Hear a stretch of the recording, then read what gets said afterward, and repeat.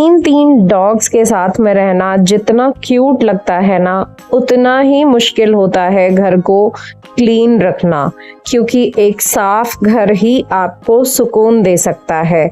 और जब आपके पास तीन तीन फरी बेबीज हों तो थोड़ा मुश्किल तो ज़रूर रहेगा, लेकिन थोड़ी सी प्लानिंग से ना हम घर को प्रॉपरली मैनेज कर सकते हैं। और इन सब जो प्रॉब्लम्स हैं, ये जो मैं आपको अभी स्क्रीन पर दिखा रही हूँ, डॉग हेयर, जगह जगह पर इतने सारे बाल, इन सबको थोड़ी थोड़ी मेहनत से ना हम प्रॉपरली अरेंज भी कर सकते हैं। तो आज के वीडियो में मैं आपको अपना रूटीन बताऊंगी कि मैं अपने 3 बच्चों के साथ में किस तरीके से प्लानिंग करती हूँ कि मेरा घर हमेशा साफ सुथरा बना रहता है।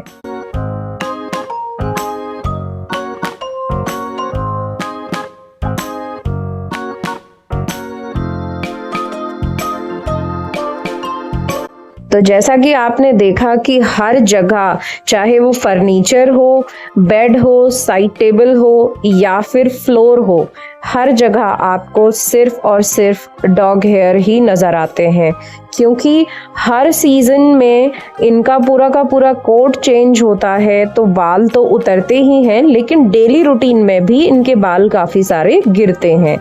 तो स्टाइल थोड़ा सा चेंज करके और कुछ चीज़ों को यूज़ करके हम घर को एकदम फ्रेश और क्लीन बना सकते हैं। तो सबसे पहले तो ना मुझे पसंद है घर में विंडोज सारी ओपन होनी चाहिए। सुबह उठते ही मैं सारे घर के खिड़कियां खोलती हूँ, पर्दे हटाती हूँ, ताकि फ्रेश एयर घर में आ सके। और डॉग्स की अगर थोड़ी बहुत भी स्मेल घर में है तो वो फ्रेश एयर और सनलाइट से एकदम निकल जाए। तो ये सबसे ज़्यादा ज़रूरी होता है, चाहे आपके घर में डॉग्स हो या ना हो, फ्रेश एयर का आना तो बहुत ज़्यादा इम्पॉर्टेंट होता ही है। क्योंकि अगर पूरे टाइम हम अपने घर को एकदम बंद रखेंगे तो एक अजीब सी स्मेल घर में हो ही जाती है। तो कोशिश कीजिए कि कम से कम सुबह 1 से 2 घंटे के लिए तो विंडोज़ ओपन रहें, सनलाइट प्रॉपर घर में आए, जहाँ से भी आ सकती है। कुछ जगहों पर डायरेक्शन ऐसी होती है विंडोज़ की कि सनलाइट नहीं आ सकती, लेकिन एटलीस्ट हवा तो आ ही सकती है। और देखिए, डॉग्स के साथ में इन चीज़ों के लिए भी रेडी रहना चाहिए। देखिए पूरा गद्दा इन्होंने ना कैसे फाड़ा हुआ है। तो ये सारी चीज़ें जितनी क्यूट होती हैं उतनी ही डिस्टर्बिंग भी होती हैं, बट समहाउ मैनेज करते हैं, क्योंकि ये बच्चे भी तो हमारे ही हैं ना। और इतना प्यार जो हम इनको करते हैं कि ठीक है, चीज़ें ख़राब ज़रूर होती हैं, लेकिन एक टाइम के बाद ये लोग भी समझ जाते हैं कि अब चीज़ों का नुकसान नहीं करना है। ये जूजू के काम है। जब जूजू छोटी थी तो उसने जो है ना गद्दे को दोनों तरफ से फाड़ दिया है, नीचे की तरफ से भी, ऊपर की तरफ से भी। तो जब तक चल रहा है काम, तब तक काम चलाएंगे। उसके बाद देखिए, डस्टिंग बहुत ज़्यादा ज़रूरी होती है। नॉर्मल घरों में डस्टिंग चाहे आप ना एक कपड़े से कर सकते हैं, लेकिन अगर डॉग हेयर साथ में है ना, तो मैं प्रेफर करती हूँ एक अच्छा सा वैक्यूम क्लीनर लेना। वैक्यूम क्लीनर पर ज़रूर इन्वेस्ट कीजिए, जिससे डॉग हेयर एक तो इधर से उधर उड़ते नहीं हैं, और दूसरा सफाई भी बहुत अच्छे तरीके से होती है।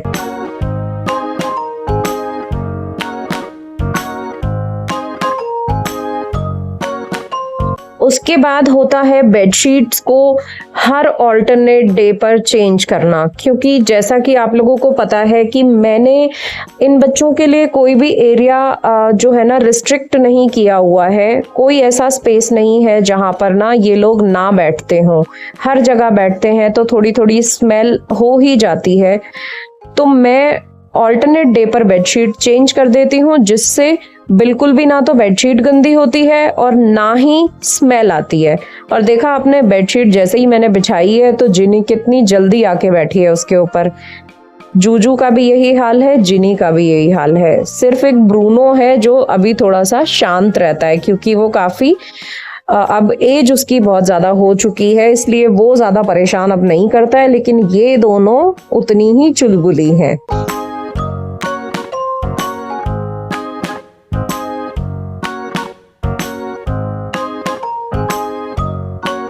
तो देखिए, एक अच्छे वैक्यूम में इन्वेस्ट करने से ये फायदा होता है। अब आप देख सकते हैं कितने ज्यादा बाल, डस्ट, धूल मिट्टी कितनी दिख रही है, और एक बार वैक्यूम करने के बाद कितना ज्यादा क्लीन ये लग रहा है। इसीलिए मैं झाड़ू का यूज बहुत कम करती हूँ। कोशिश करती हूँ कि डेली घर में एक बार तो एटलीस्ट वैक्यूम हो ही जाए। भले ही शाम के टाइम पे मैं झाड़ू लगा दूं, लेकिन सुबह के टाइम पर मैं कोशिश करती हूँ कि डेली वैक्यूम एक बार हो जाए। तो घर इतना ज़्यादा क्लीन और फ्रेश लगता है कि मैं आपको बता नहीं सकती हूँ। तो वैक्यूमिंग के बाद में ना, जब आप पोछा लगाएंगे तो आपको एकदम नीट एंड क्लीन घर मिलेगा। झाड़ू के बाद फिर भी थोड़े से बाल रह जाते हैं, इसीलिए ये मेरा पर्सनल चॉइस है।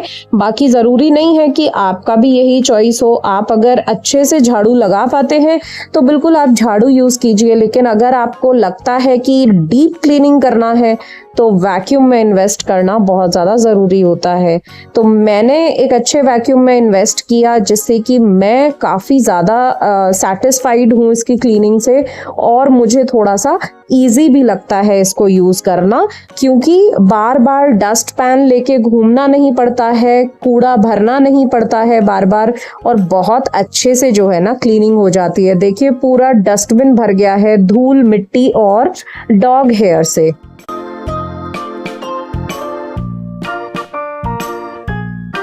नेक्स्ट जो मैं चीज़ें यूज़ करती हूँ ना फ्लोर क्लीनिंग के लिए, बहुत अच्छा कोई क्लीनर यूज़ कीजिए। मैंने अभी कुछ टाइम से ना कोपारो का ये जो है ना फ्लोर क्लीनर मैंने यूज़ करना शुरू किया है। एक तो ये नेचुरल है, पेट फ्रेंडली भी है, तो मुझे इसीलिए और ज़्यादा अच्छा लगा था कि पेट सेफ है, और इसकी खुशबू इतनी अच्छी है कि पोछा लगाने के बाद एक भीनी भीनी सी खुशबू आती रहती है। और बीच बीच में मैं डेटॉल भी यूज़ करती हूँ। मतलब जैसे एक दिन क्लीनर से लगा दिया, नेक्स्ट डे डेटॉल से लगा दिया पोछा। तो ये सारी चीज़ों को बदल बदल के मैं फ्लोर क्लीन करती हूँ, जिससे हाइजीन भी मेंटेन होती है, घर में बिल्कुल भी स्मेल नहीं आती है, और बहुत अच्छे से क्लीनिंग भी हो जाती है। तो क्लीनर्स में इन्वेस्ट करना बहुत ज़्यादा ज़रूरी होता है। इस पर मैंने एक सेपरेट वीडियो भी बनाया था, मैं उसको जो है ना लिंक कर दूंगी यहाँ पर। आप चाहें तो वो वाला वीडियो भी चेक कर सकते हैं जाकर, कि मैं कौन कौन से क्लीनर अपने घर में यूज करती हूँ।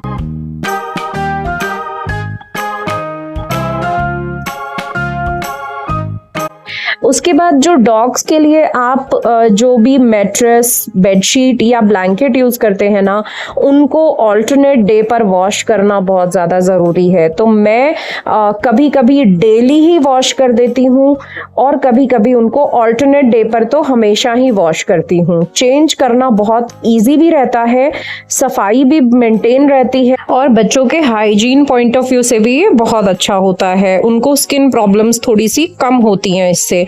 तो साफ सफाई का ध्यान तो हमें अपने लिए भी रखना है और इन बच्चों के लिए भी रखना है। तो इनके जितने भी बिस्तर होते हैं ना, मैं उनकी बेडशीट्स डेली या तो चेंज करती हूँ, अगर कभी ऐसा लगे कि शाम को गंदी हो गई है तो मैं डेली चेंज कर देती हूँ, अदरवाइज ऑल्टरनेट डे पर तो मैं चेंज करती ही हूँ।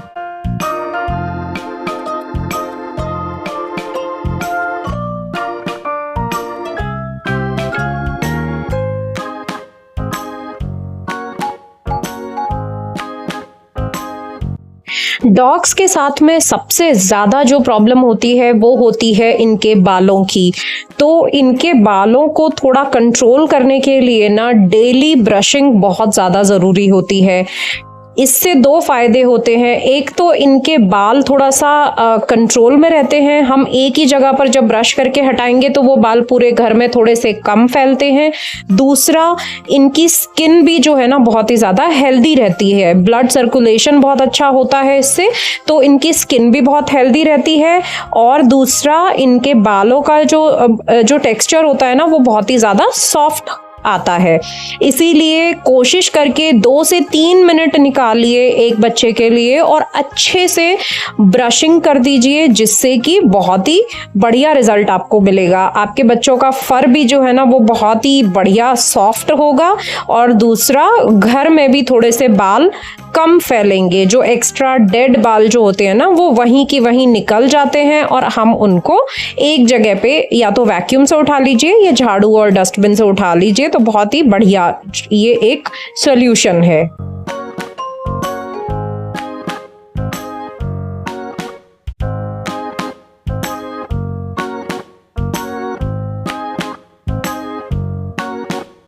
देखिए 3-3 डॉग्स के साथ में घर एकदम पिक्चर परफेक्ट तो बिल्कुल नहीं होता है, और मैं उस चीज़ का प्रेशर भी बिल्कुल नहीं लेती हूँ।